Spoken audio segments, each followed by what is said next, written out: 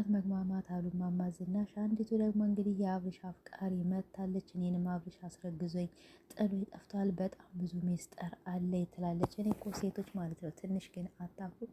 ሰው ምን ይልናል አትሉም? ባይሆን እኮ ነፂ ትንሽ የሆነ እውነት ነገር ሊኖራት ይችላል። አብርሽም አልካደም። ነፃነት አዎ ፍቅረኛ ነበረች ብሏል። አንቺ ደግሞ ማንሽ? አስለን አነጋገርሽ የማስጠላቱ የትወና መሆኑ አስለን ገብቶኛል፣ ገብቶናል ማለት ነው። የልቅሶች ደግሞ አውቃ እኮ ትላለች ማለት ነው። ወላሂ ስታስጠላ እንዲሁ ህዝብ ይሄ እኮ አደባባይ የሚያያችሁ ነው ማለት እንዳለ ዓለም የሚያያችሁ ነው። ይህ ነገር ስታመጡ እናንተስ ዩቱብ ያላችሁ አሁን ይች ምን ትወና ትችላለች?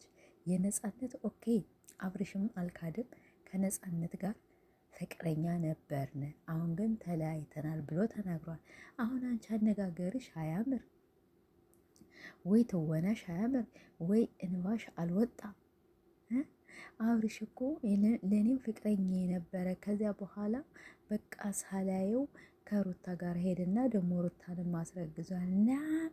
ናም ኧረ ወደዛ እንዲሁ አሁንስ ማለት ቡታጀሮች ልክ ሰው እንደሚለው በጣም ያስጠላችሁ። ቢሆን ሴቶች ትንሽ ብታፍሩ እንዴ!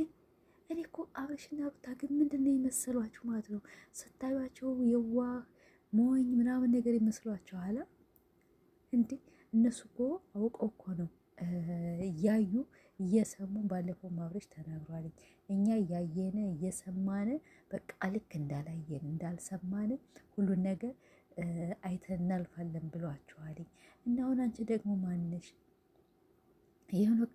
የሆነ እኮ ትንሽ እውነታ ቢኖርሽ ኦኬ። እና እንግዲህ የዛሬው እስቲ የልጅቷን ተውና እና በጣም ነው የምታስጠላ በነገራችን ላይ ማለት ነው። በጣም የልቅሶዋ ያባባሏ በጣም ነው በቃ ትበሳጨላችሁ። እና ምን አይነት በቃ እናንተ ሴት ሆነን እኔ ራሴ ሴትነቴን የጠላሁ አሁን ማለት ነው። በተለይ ደግሞ አሁን በመጣችሁ በነፃነት እሺ አስተያየት ሰጠነ። እውነት ሊኖራት ይችላል፣ ውሸትም ሊኖራት ይችላል። እውነትም ደግሞ ያው አብርሽ አልካድም። አዎ ፍቅረኛ የነበረች ብሎ ስላወራ ማለት ነው። እና እባካችሁ ሴቶች የራሳችሁን ስራ ስሩ። አስተያየት መስጠት ከፈለጋችሁ እንደ ብዙዎች ዩቱበሮች አስተያየት ስጡ። በናብርሽ በነሩታ ፌመስ ስለሆኑ ሰውም አስተያየት እንዲሰጣችሁም ይፈልጋሉ ማለት ነው። ግን እየመጣችሁ አብርሽ እኔንም አስረግዞ ይጠፍተዋል፣ የኔን ፍቅረኛ ነበረ ለለለለለ አትበሉብን። ወላይ ጨጓራችን አትላጡ ማለት ነው። ዩቱብ እንዲያስጠላን አታደርጉት። እኛ እንወያይበት፣ እንጫወትበት በቃ ማለት ነው። እና እንግዲህ የዛሬው ቪዲዮ አስተያየት አብርሽ ሩታን ይቅርታ ጠይቋል። ሩታም እንግዲህ ብዙ ሰው የሴቶች እየመጡ ባንተ መሀል እየሰደቡኝ ነው፣ ለምን የምታሰድበኝ ስትለው ነበረ። እሱም ምንም አያገባኝም፣ በሴቶች እኔ ተጠያቂ አይደለሁም። እንዴ አብርሽ ተጠያቂ ማለት ተጠያቂ ነን። ለምን ባለቤት እስከሆነች ድረስ ድብን ብለህ ትጠየቃለህ። አንደኛ ያገባሃት ሩታን ማንም ሲሰድባት ማንም ሲነካት ለምን ብለህ ማንም ብለህ ልትቃወምላት ነው ያገባት አይደለ ሩታን እንጂ ምንም አያገባኝም እኮ አይባልም። ዝም ብለህ እንደ ኖርማል ጓደኛም እኮ እንኳን አንተና እኛ ራሷ ኦዲየንሶቿ ለምን ትሰደባለች? ለምን አሰደብሃት? መከላከል ነበረባት። ኤፍሬም እንግዲህ ያው በር ላይ ሲያለቅስ ነበረ፣ ይቅርታም ጠይቋልኝ። እሷም እንግዲህ ሩታ እኔ አንተን ችግር የለም ይቅርታህን ተቀብያለሁ፣ በአንተ ምንም አልተቀየምኩም ብላለች። ጎበዝ ማለት የኔ ልዕልት። በተለይ የዛሬ ዳኒንና አብርሽን በጥፊ የመጀመሪያ ጊዜ ስትመታቸው ማለት ነው። ዛሬ ቪዲዮን አይቼ አቤት ደስ ማለቱ። አብርሽ ግን ስንቴ ነው የተመታ? ወይኔ በቀደም ሳያስበው በጥፊ ተመታ። ባለፈው እናንተ ሩታ ለካ ወይኔ እውነትም ነብርና ዳኒ ግን አሁን ብዙ ሰዎች ስራ ነው ይላሉ። እኔ ግን ወላሂ ስራ ነው ብዬ አላምንም። እንዴ የምሯን እኮ በጥፊ ጧ የምታረጋቸው። ወይኔ ያው ይቅርታ ቀስ ብዬ ማውራ ሰዎች ስላሉብኝ ነው ማለት ነው። ተረዱኝ። ኢንሻላህ አንድ ቀን ይስተካከላል ብዬ ተስፋ አደርጋለሁ። እና እንግዲህ የኔ አስተያየት ደግሞ ሩታዬ አብርሽም ቢሆን ይቅርታ በደንብ አድርገህ ይቅርታ አድርገህ ሩታም ያው ይቅርታ ትቀበላለች እና ሩታ ትንሽ ጊዜ ራስሽን ትሪትመንት አድርገሽ ቶሎ ብለሽ ወደ ትዳርሽ ወደ ቤትሽ ብትመለሽ በጣም ደስ ይለኛል። እና ሩታዬ ያው ወደ ትዳርሽ ተመለሽ ነው የምልሽ። እንግዲህ ብዙ ሰዎች እሰይ እንኳንም ሄደች ምናምን ነገር ትላላችሁ፣ ግን የኔ አስተያየት ደግሞ ሩታ በቃ ይሄ ብዙ ነገር ተብላለች እና ብዙ ነገር ተሰድባለች። ወደ ትዳሯ ብትመለስ ነው በነገራችን ላይ ማለት ነው። ብዙዎች ሩታ እንኳንም ሄደች እንኳንም አብርሽን ተወቹ ምናምን ነገር ትላላችሁ። በሰው ትዳር ጣልቃ መግባት ጥሩ አይደለም።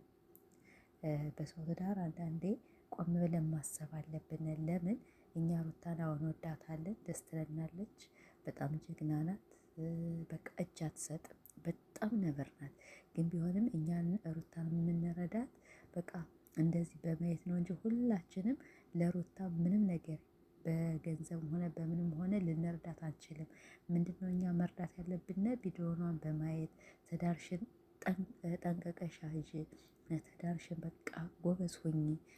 አብርሽ ደግሞ መመከር አለበት በትልልቅ ሰዎች በቤተሰብ በቃ እንደዚህ ያለ ጥፋት አታጥፋ፣ ከሴቶች ጋር እየተለጣጠፍክ አትጣ። በቃ አታውን ባለትዳር ነህ፣ ከትዳርም አልፎ እንግዲህ ልጅ እየመጣ ነው እና ላዚም ራስ ግን ማረጋጋት አለብህ። ያንን መጣ አብርሽ ፍቅረኛ ነው፣ ያችን መጣች አብርሽ ፍቅረኛ ነው ስትባል ዝም ብለህ እየሄድክ መልስ አትስጥ ተብሎ በሰው መመከር አለበት እንጂ ሩታ ከትዳርሽ ተለያይ ጥሩ አይደለም አብርሽ አይሆንሽም ነው።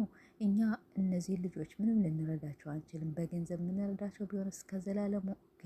ግን እኛ እነዚህ ልጆች እስከ መቼም ቢሆን ያው አንደግፋቸውም አይደለ? አሁን ወዳቸዋለን፣ በልባችን ውስጥ ሊኖሩ ይችላሉ። ግን ቢሆንም ትዳር በጣም ከበራል አይደለ? እንደገና ደግሞ የሰው ትዳር አፍራሽ መሆን የለብንም።